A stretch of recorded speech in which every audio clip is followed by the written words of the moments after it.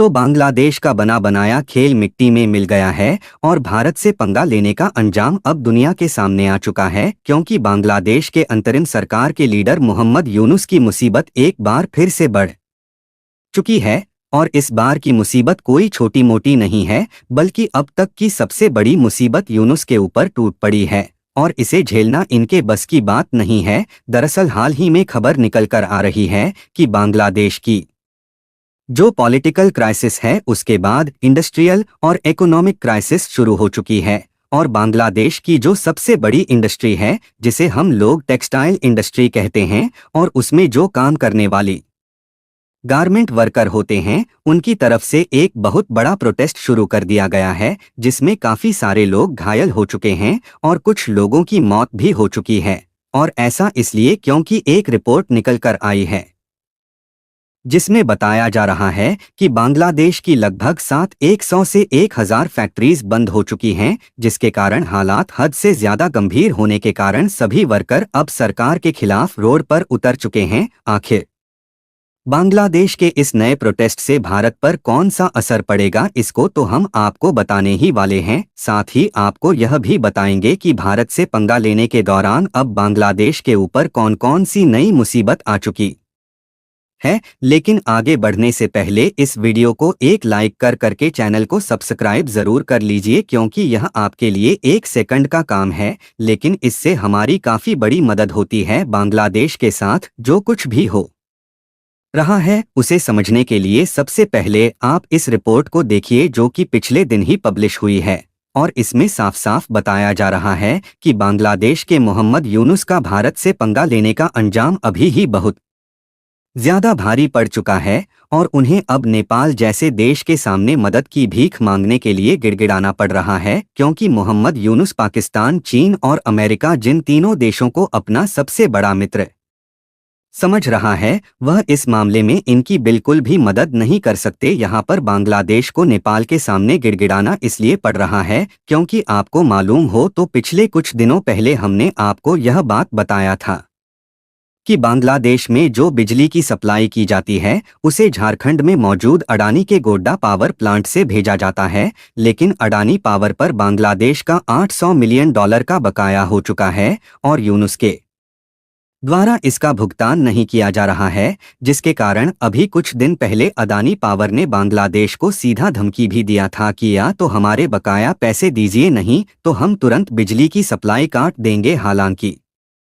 ऐसा कहने के बाद भी इन्होंने इसका तनिक भी पेमेंट नहीं किया, क्योंकि इनके पास बकाया चुकाने के लिए पैसे नहीं हैं। लेकिन कई दिनों के इंतजार के बाद अभी कुछ दिन पहले बांग्लादेश की तरफ से अडानी पावर को केवल $100 मिलियन बकाया चुकाया गया, लेकिन बाकी के $650 मिलियन का कोई अता पता नहीं है और बांग्लादेश इस पैसे को चुका पाएगा या नहीं, इस बारे में कुछ भी नहीं कहा जा सकता। और शायद इसी के कारण अडानी पावर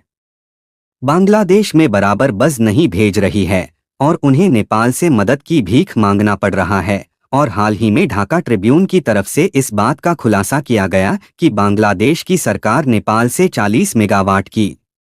बिजली इंपोर्ट करने के लिए एग्रीमेंट साइन करना चाहती है। हालांकि अब भी केवल बातचीत चल रही है और नेपाल इस हालत में बांग्लादेश की मदद करने के लिए हाथ आगे बढ़ाएगा या नहीं, इसका कंफर्मेशन अभी खुद नेपाल ने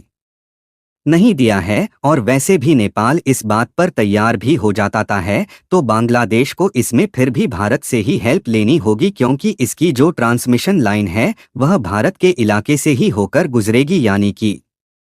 इसका सारा कंट्रोल भारत के ही हाथों में है। और भारत मना कर देता है तो इनका बना बनाया प्लान फेल हो जाएगा। यानी कि देखा जाए तो बांग्लादेश की नई अंतरिम सरकार के हेड मोहम्मद यूनुस ने यह सोचा था कि भारत से पंगा लेंगे और भारत को अपने तेवर दिखाएंगे तो चीन और अमेरिका उनकी मदद करेंगे। हालांकि इनका यह सोचना कुछ हद तक ठीक था, लेकिन इन्हें इस बात का अंदाजा नहीं है कि अपने पड़ोसी देशों के साथ किस तरीके से रिलेशन बनाकर रखना चाहिए, और वह भी भारत जैसे देश के साथ जो कि हमेशा ही अपने पड़ोसी देशों की सबसे ज्यादा मदद करता है। फिलहाल इन्होंने भारत को तो आंखें दिखाई ही, साथ ही भारत से व्यापार तोड़ने की कोशिश भी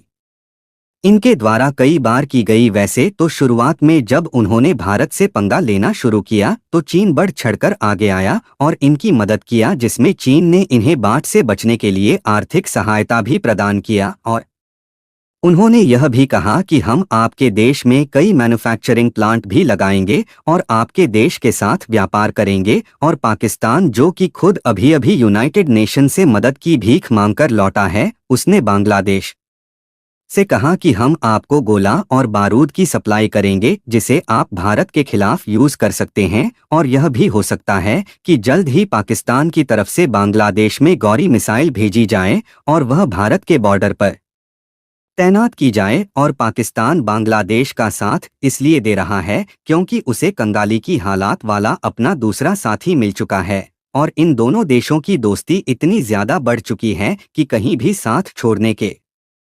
लिए तैयार नहीं है। पिछले दिन ऐसे देशों की लिस्ट जारी की गई जो कि दिवालिया यानी कि बैंकर पट हो चुके हैं, तो उसमें पहले नंबर पर पाकिस्तान और तीसरे पर बांग्लादेश था, क्योंकि बांग्लादेश दूसरे देशों का